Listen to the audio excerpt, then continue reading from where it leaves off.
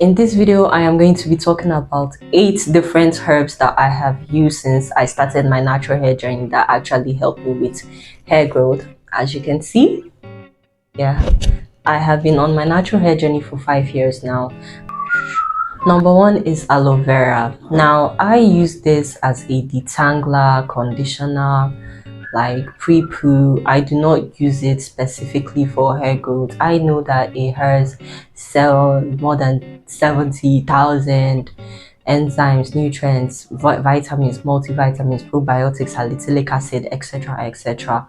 But I do not use it because of those reasons, because I don't care if your nutrient composition is the best on the market. If you cannot help me to manage my hair, you are useless to me. Aloe vera, especially the one with tons of spikes on it, that is the really slippery one. It helps with detangling, pre-pooing. Like when I use it to pre-poo, then I shampoo afterwards. Like my hair feels extremely hydrated and tangle free. That number 2 herb is fenugreek. Now fenugreek to me is just like aloe vera but without the H. Fenugreek helps me to detangle my hair. I use it as a pre-poo, and I also notice amazing curl definition when I use it to pre-poo. It is very slippery and it can get a bit messy when you are making it. Fenugreek is something that I introduced relatively new to my natural hair journey, and since I started adding it to my hair mask treatments, especially the henna hair mask treatments, I have not been experiencing crumbly, grainy textures in my hair, unnecessary leakage and drippage. As you can see, nothing is happening. Before, I couldn't do this. Whenever I apply a henna hair mask, I will always have to wear a shower cap, then tie something on top of my hair to ensure that no leakage or drippage happens, and that is all thanks to fenugreek. Fenugreek also makes the hair treatment extremely conditioning. Anyone that does henna hair mask knows that henna can be pretty drying, but once fenugreek comes into the mix, it is extremely conditioning, very softening, and it also provides definition. But henna to me is like a natural bonding treatment that I have tested myself, and it really does help to prevent split ends. But the main reason why I use it is because of color vibrancy. Now the natural color of my natural hair is extremely dark brown, but as you can see, can you come closer? Jet black.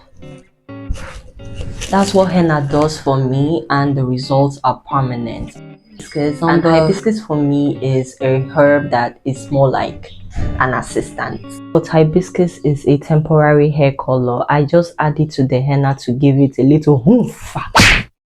Neem. In Nigeria, we call it dogoyaro. In Nigeria, we use it as an anti-parasitic. Now, I have never had any type of parasites in my hair, but it is something that many Nigerians, especially in the rural area, use as an anti-parasitic for malaria treatments and all that. And I know for sure, I know firsthand that this works as a malaria treatment. So I have lots of hope in it that it can help with other parasites. When I was relaxed, I was going through a lot of stress at some point in my journey, in my hair growth journey. When I was relaxed, I had lost my dad, I was writing mad serious exams, and I was losing my hair. I was suffering hair loss, breakage, all the above. Like my hair was suffering because of stress.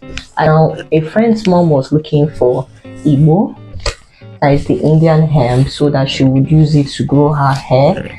And I was like, I got it, mixed it with some shea butter, started applying it as like a moisturizer, and in 6 months my hair was full, thick and long again. At least for someone with relaxed hair, it was back down to my collarbone.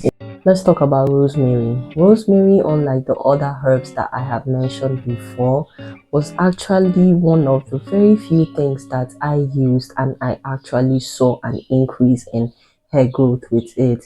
The increase wasn't mad much, it wasn't mad crazy, but over the years, the little results that I have seen with it have definitely accumulated.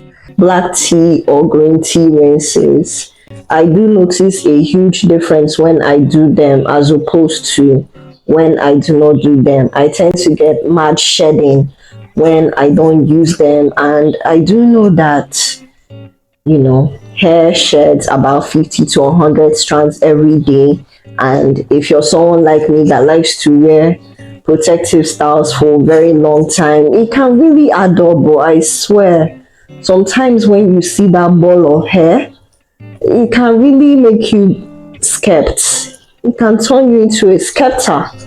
You turn into a skeptor because of it. And green tea and black tea tends to give me some type of insurance that at least whatever hair you see is supposed to be seen. Green tea and black tea definitely is a must for me.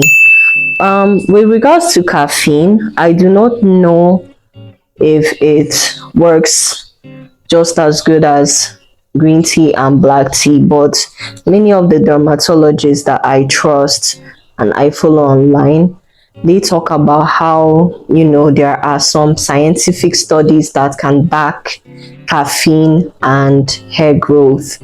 So I tend to add it to my hair growth oils, especially the ones for my scalp. That's it for this video. If you liked, if you are interested in seeing more videos from me, subscribe, turn on your notification bell so that you get notified every single time I upload a new video. Cheers and love you.